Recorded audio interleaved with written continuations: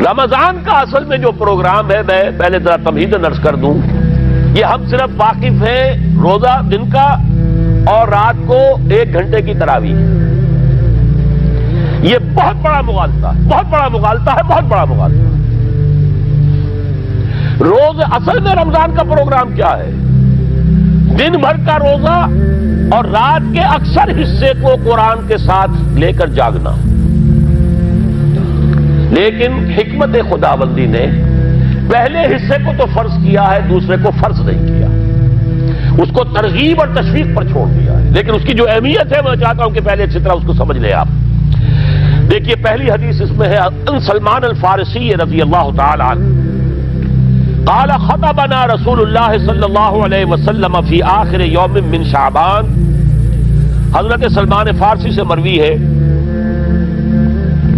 انہوں نے فرمایا کہ خطبہ ارشاد فرمایا ہمیں اللہ کے رسول نے صلی اللہ علیہ وسلم شعبان کے آخری دن۔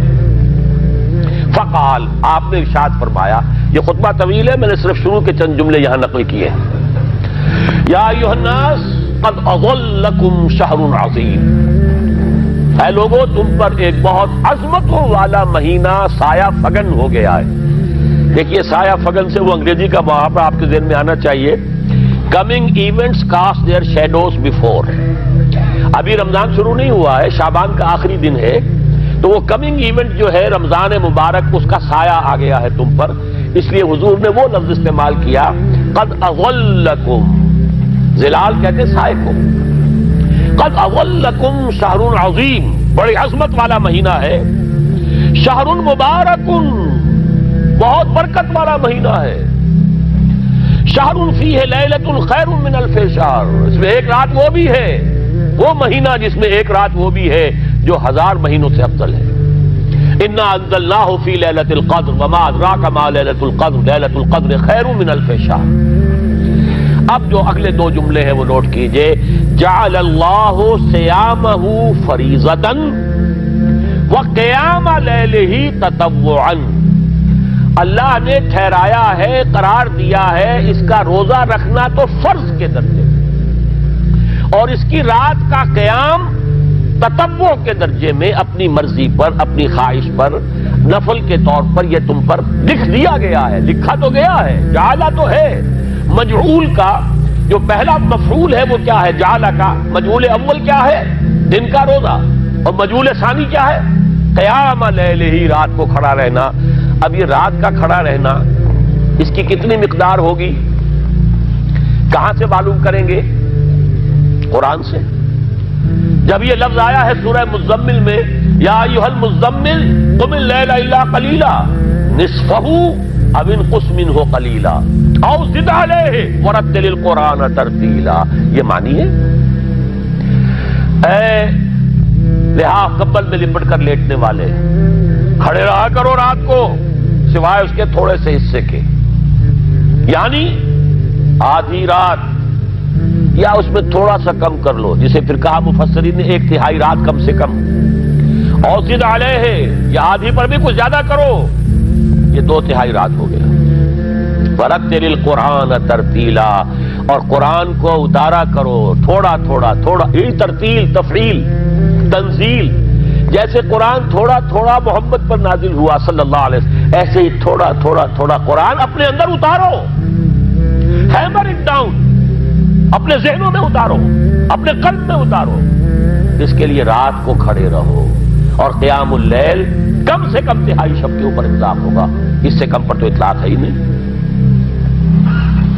اگلی حدیث پڑھیے، اور یہ ہے جو عام طور پر ہر مسجد میں بھی آج کل خوب یہ گونج رہی ہوگی، حدیث بیان ہوتی ہے، اس لیے کہ بخاری اور مسلم دونوں میں موجود ہے، متفق علیہ روایت ہے، اس سے اونچا تو درجہ سند کے اعتبار سے تو حدیث کا کوئی اور درجہ اس سے اونچا ہے نہیں۔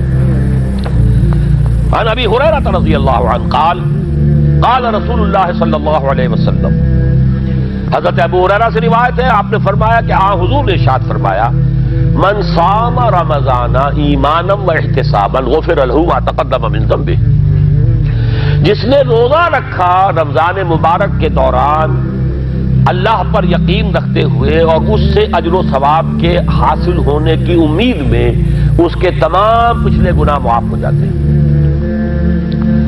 ومن قام رمضان ایمانا واحتسابا غفر له ما تقدم من ذنبه، اور جو کھڑا رہا رمضان کے دوران، کھڑا رہا ہے، جیسے ساما، میں نے شروع میں آپ سے عرض کر دیا تھا، یہ مصدر ساما یصوم صومن، قام یقوم قیاما، ومن قام رمضان، جو کھڑا رہا رمضان کے دوران، پورے رمضان کے دوران کھڑا رہا، ایمان و احتسابا کی شرط پھر وہی ہے، غفر له ما تقدم من ذنبه، وہی اجر اس کا بھی ہے، ومن قام لیلۃ القدر ایمانا واحتسابا غفر له ما تقدم من ذنبه، اور جو خاص طور پر لیلۃ القدر میں کھڑا رہا ایمان اور احتساب کے ساتھ، اس کے بھی پچھلے گناہ معاف ہو گئے۔ اب یہ قامہ اور سامہ جیسے آ رہا ہے ایک دوسرے کے ساتھ پیرلل ہو کر، اس کو نوٹ کر لیجیے، من سام رمضان من قام رمضان، کیا یہ 1 گھنٹے کی تراویح جو ہے اس پر پوری اترتی ہے؟ نسبت خاک رابع عالم پاک، کوئی اس میں ریشو پروپورشن جڑتی نہیں۔ اگلی حدیث بھی پڑھ لیجیے، یہ وہی آگے عبداللہ ابن عمرو ابن العاص رضی اللہ تعالی عنہما، جن کے بارے میں میں نے عرض کیا تھا، بہت ہی زاہد منش، بڑے عابد، ہر روز روزہ اور پوری رات نماز پڑھتے تھے، وہ راوی ہیں اس کے۔ عن عبداللہ ابن عمرو رضی اللہ عنہما ان رسول اللہ صلی اللہ علیہ وسلم قال الصیام والقرآن یشفعان للعبد، روزہ اور قرآن دونوں بندے کے حق میں شفاعت کریں گے۔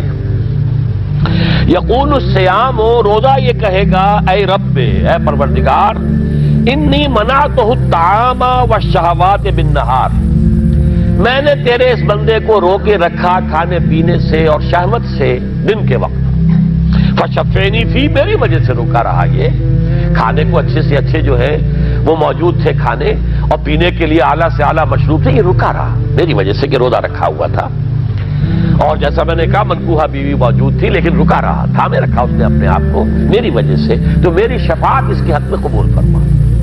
وَيَقُولُ الْقُرْآنُ، اور قرآن یہ کہے گا مَنَعْتَهُ النَّوْمَ بِاللَّيْلِ، میں نے اسے روکا رکھا رات کو سونے سے، فَشَفِّعْنِي فِيهِ، تو پروردگار میری شفاعت اس کے حق میں قبول فرما، فَيُشَفَّعَانِ، تو ان دونوں کی شفاعت قبول کی جائے گی۔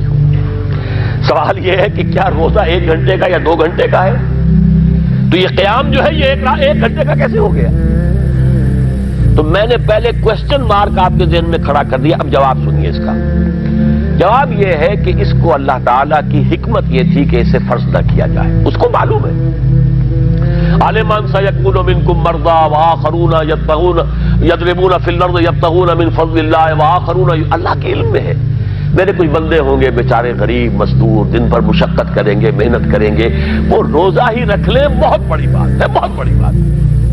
رات بھر کا قیام کیسے کریں گے؟ 2/3 رات کیسے کھڑے رہیں گے؟ آدھی شب کیسے ممکن ہے؟